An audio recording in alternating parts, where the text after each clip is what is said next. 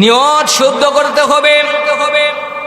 এই বিষয়ে আল্লাহ রাসূল সাল্লাল্লাহু আলাইহি ওয়াসাল্লাম হাদিস শরীফের মধ্যে একটা ছোট্ট একটি ঘটনা বর্ণনা করেন। নিয়ত যদি শুদ্ধ হয় তাহলে আল্লাহ রাব্বুল আলামিন ওই আমলের প্রতিদান নিশ্চিত দিবে।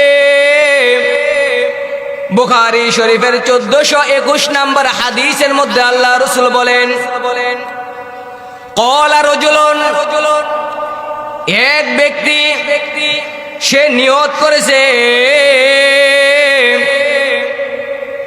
সে আল্লাহ রাব্বুল আলামিনের রাস্তায় সদকা করবে, দুনিয়ার কাউকে দেখাবে না, একমাত্র আল্লাহর। এই নিয়তে সে বাড়ি থেকে রাতের বেলায় বের হয়ে যায়। ঘর থেকে যখন বের হয়ে যায়, রাস্তার মধ্যে গিয়ে যখন এক ব্যক্তির সাথে সাক্ষাৎ হয়ে যায়, ওই ব্যক্তি এটাকে মনে করেছে রাতের বেলায় মনে হয় অসহায়, না খেয়ে খাবারের অভাবে রাস্তায় রাস্তায় চলাফেরা করতেছে। ওই লোকটা যখন ওই ব্যক্তিকে দেখলো,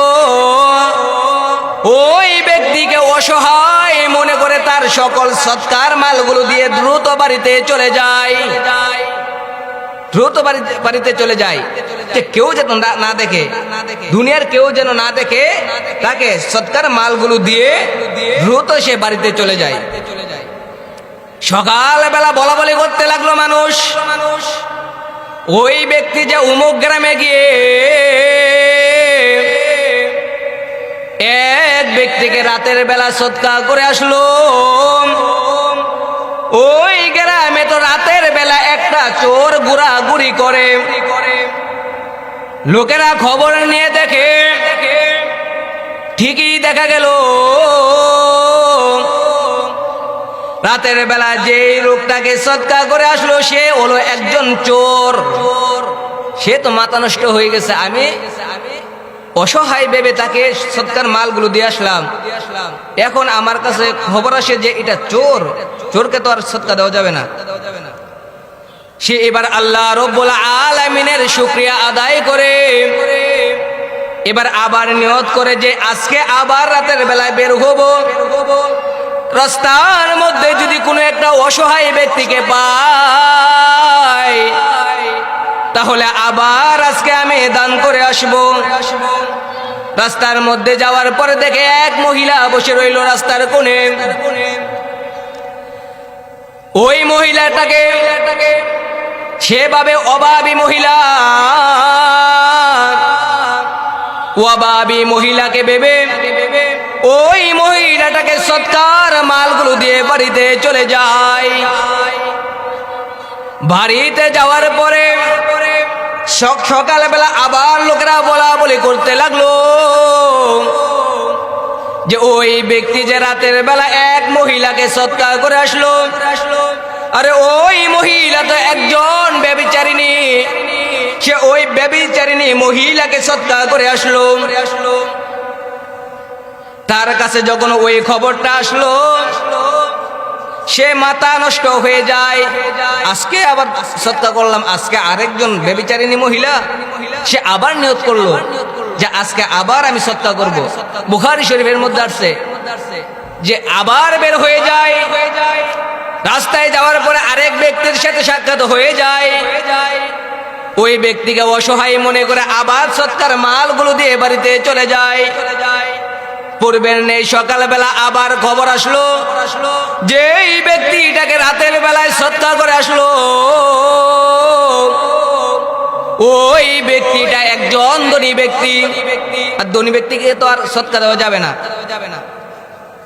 এবার সে বলে হাই হাই, তিনজন ব্যক্তিকে সৎকার করে আসলাম, প্রথম জনকে সৎকার করলাম সে একজন চোর, দ্বিতীয় একজন মহিলাকে সৎকার করে আসলাম সে একজন ব্যভিচারিণী, তৃতীয় দিন একজন ব্যক্তিকে সৎকার করলাম সে হলো একজন ধনী ব্যক্তি। সে বলে আই হাই, একটা অসহায় ব্যক্তিকে দান করতে পারলাম না, আজকে বলে আজকে তো আর আমার কাছে টাকা পয়সা নাই, তার কাছে যা ছিল সব দান করে দিয়েছে। বলতেছে যে আজকে টাকা পয়সা থাকলে আবার দান করতাম, কিন্তু আজকের আমার কাছে নাই, আজকে দান করতে পারবো না রে আল্লাহ।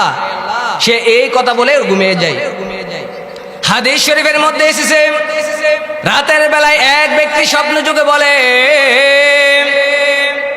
তুমি যে ওই 3 ব্যক্তিকে দান করেছো, আল্লাহ রব্বুল আলামিন তোমার ওই দানকে কবুল করেছে। যে তুমি যে ওই দান করেছো, ওই দানগুলোকে আল্লাহ রব্বুল আলামিন কবুল করেছে। ওই লোক ডেকে বলে, কেন তোমার দানটাকে আল্লাহ রব্বুল আলামিন কবুল করেছে? তোমার নিয়তটা ছিল একমাত্র পরিশুদ্ধ, দুনিয়ার কাউকে দেখানোর জন্য আমল করো, দান করো নাই, একমাত্র আল্লাহ রব্বুল আলামিনের জন্য দান করেছো। শুধু তাই নয়, তুমি যে 3 ব্যক্তিকে দান করেছো, এমন তো হতে পারে প্রথম চোরকে দান করেছো, তোমার দানের উসিলায় ওই চোর ভালো হয়ে যাইতে পারে। সে মনে মনে বলবে, আয় হায়, সারাটা বছর মানুষের ধন সম্পদ চুরি করে খেয়েছি, আজকে আমি একজন চোরকে অসহায় ভেবে ওই ব্যক্তি এতগুলো সম্পদ আমাকে দান করে যায়। আজ থেকে তওবা করলাম, আর কোনোদিন আমি মানুষের টাকা পয়সা চুরি করব না।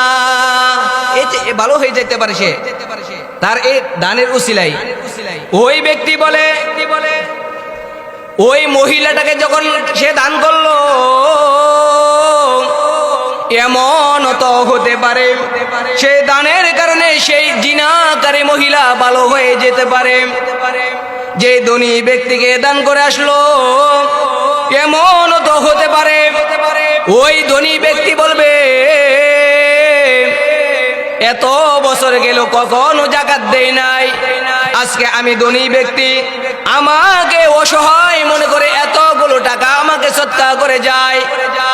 আয় হায়, আজকে থেকে ওয়াদা দিলাম, ভবিষ্যতে যত যাকাত আসবে, অতীতে যত যাকাত ছিল সবগুলো আদায় করে ফেলবো। এমনও তো হতে পারে তোমার কারণে তারা 3 জন ভালো হয়ে যাবে। আল্লাহ রাব্বুল আলামিন বলে, এই বিশুদ্ধ নিয়তের কারণে আল্লাহ রাব্বুল আলামিন তার এই দানকে কবুল করেছে, যদিও সে উপযুক্ত জায়গায় দান করে নাই। এজন্যই যদি বিশুদ্ধ নিয়ত অনুযায়ী প্রত্যেকটা আমল করতে পারে, তাহলে আল্লাহ রাব্বুল আলামিন সে আমলটা ছোট হলেও অবশ্যই সেটা আল্লাহ রাব্বুল আলামিন কবুল করবে।